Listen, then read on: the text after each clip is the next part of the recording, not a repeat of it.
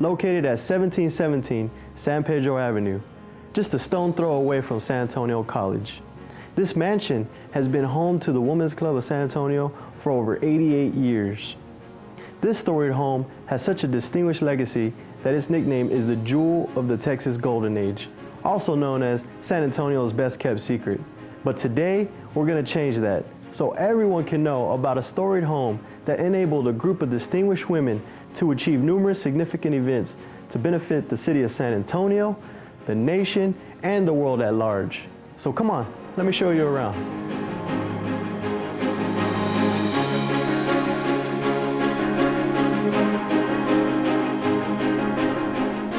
This story begins with Mr. David J. Woodward. He was born in Bonella, Mississippi in 1864. When he was 3 years old, his family moved to Palestine, Texas, which was located 100 miles southeast of Dallas, Texas. When young David turned 18, he ran away from home with nothing but a 50-cent piece in his pocket. Now it's unknown if he had family problems or he was just a young man with a great sense of Texas adventure. Whatever the case was, he ended up working on an East Texas ranch as a lowly ranch hand with his boss, D.S. Combs, that paid him $20 a month. This working relationship would be very rewarding and a key turning point in David's life, as it would ultimately lead to this elegant mansion.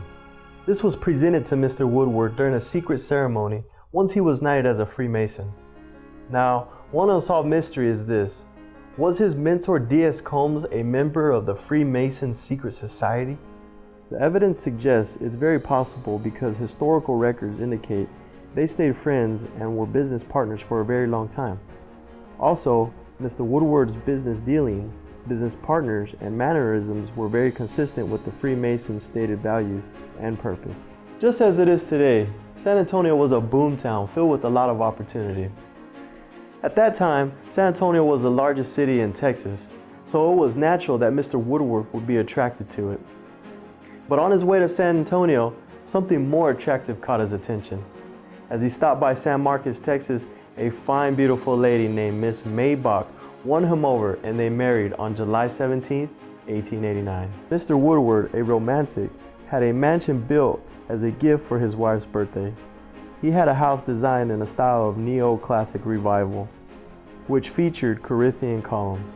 The front is a grandiose, impressively designed with 4 stately Corinthian columns encompassing a semicircle veranda or porch. Corinthian columns were first designed in ancient Greece and flourished in Rome, Italy. What distinguishes Corinthian columns from similar ones is the head. Another exterior feature of the mansion is the many balconies that are supported by the Corinthian columns. Mr. Woodward probably chose this hilltop location because it provided an unobstructed panoramic view of the city. The demonstration of opulence was not just left on the outside. The inside was just as complimentary, as you can see here in what is referred to as the Gold Room. According to Jean French, the current president of the Women's Club of San Antonio, Mr. and Mrs. Woodward went on a trip to the 1904 St. Louis World Fair, and while they were having the house built, they decided to go to the exposition in St. Louis. It was a St. Louis World's Fair. So at least this is what I'm imagining. And I'm imagining them holding hands and walking through, seeing all these exhibits and such. And they decided they would go to the theater. Okay, so this was in 1904. They went to the theater, and while they were at the theater, she saw this beautiful furniture and was so impressed with it, and she, on the way home, told her husband, like all wives do, "Oh wow, that furniture was fabulous, I'd sure love to have that." Well, being the romantic, and he had to have been a wonderful husband, because unbeknownst to her, as a surprise, he went to the French government, because the French government actually owned the furniture. He picked out the furniture that she'd chosen and asked them if he could buy it, and if they would please crate it up and deliver it to San Antonio, Texas. Wow. Can you imagine your new home? You come home, and the next day the doorbell rings, and you start getting crates, and you start opening them up, and you see, "Oh, honey, it's the furniture How did you remember? It's so beautiful. I love it. I mean, I can't even imagine I'd be so excited, and I'm sure she was, and I'm sure she couldn't wait to tell all of her friends. Oh. And so that's how we got the gold room. So it went from the parlor to the gold room. She was born May Bach, and San Marcos, in San Marcos, Texas. I know that this is a little known fact. She actually was an artist, and she delved in oil and painted china. She was an avid reader. She loved to read, and according to the stories, if she went to the beach or she went anywhere where she was comfortable, she would have a book in her hand. It would be my pleasure to tell you about our co-founder, Eleanor Brackenridge. She was born in 1837 in Indiana. I know she was a learned woman. She graduated from Anderson Female Seminary. She was a bold and courageous leader. She was involved in many things: education, law, medicine, the arts. Her family were philanthropists here in San Antonio. They had several businesses, and they did an awful lot for San Antonio. And one of the things, after their passing, the brother and the sister got together. There was a large plot of land that they weren't certain what to do with. That land has become Brackenridge Park.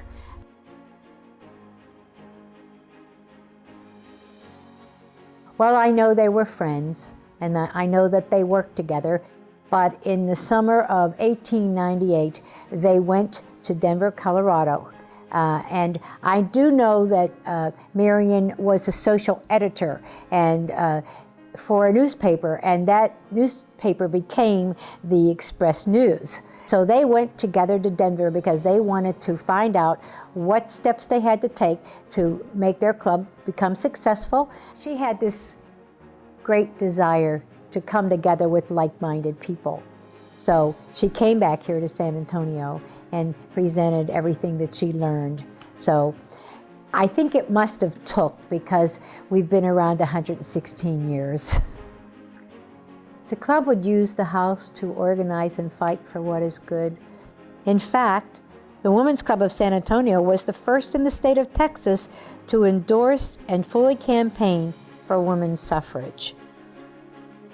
I can only imagine what it must have been like with all those 18 ladies around that table, talking to one another, laughing, having fun. Miss Eleanor and members were involved in a 20-year battle to help get women's right to vote passed. They would host events to raise funds and have lunchtime parties to rally each other, write letters to congressmen, and create picket protest signs. And they got results. Women in San Antonio gained the equal right to vote in June 28, 1919. Hallelujah! The Women's Club is the only club that has 3 official fiesta events. The first one is our flower show, and then the next important thing that we have is our, of course, teen coronation. They are included in every event during Fiesta. So it is quite an honor. This organization does a lot of charity work. They love helping out people in the community, and all the ladies are just very caring, and I aspire to be like them. And last but not least is our Fiesta Hat Luncheon. And the Fiesta Hat Luncheon, that is our biggest fundraiser. The Women's Club helped establish Fiesta in several ways. The most important one, you know, David Woodward himself was the first carnival king, and he was named King Salamat. Do you have any idea what King Salamat stands for? No. Well, actually, it's tamale spelled backwards. And he actually started the real Fiesta Carnival. Wasn't that a refreshingly beautiful story? In a time when we're living in a fast-paced, me-centered world, comes the story of the Woodward home. A storied home that reminds us that when we value truth, hard work, and honorable values, and being loving to our neighbors, we can achieve great things in togetherness for the benefit of our community, just like the Woodward and the Brackenridge family did in the past. And like the distinguished women of the Women's Club of San Antonio, who still carry out their original purpose, stated in this 1904 membership yearbook. It says, "The mutual improvement and cooperation in all that pertains to the greater good of humanity." So the ladies welcome you to come and tour the Storied Mansion and learn why it's a special part of San Antonio's heritage and why I'm pleased to have featured it on my storied home.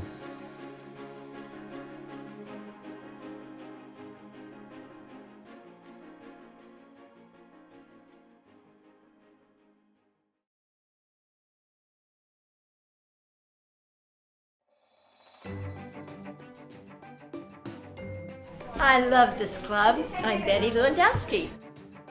My name is Muriel England, and I'm a longtime member and love this club that does so many wonderful charities. Thank you. Belinda Peña Bosques, membership chairman. Jean Frank, current president. Harriet Ellerby, I'm editor of the newsletter for the Women's Club. Hello, I'm Sandra Bradley and I'm a club member. Hello, my name is Michelle Mode Hagman and I'm the current recording secretary.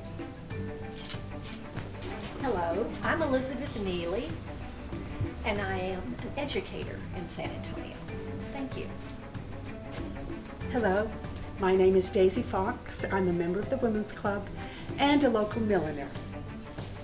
Hello, my name is Martha Aguirre and I am the house supervisor for 7 years.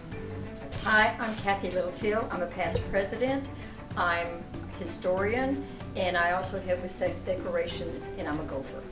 Thank you.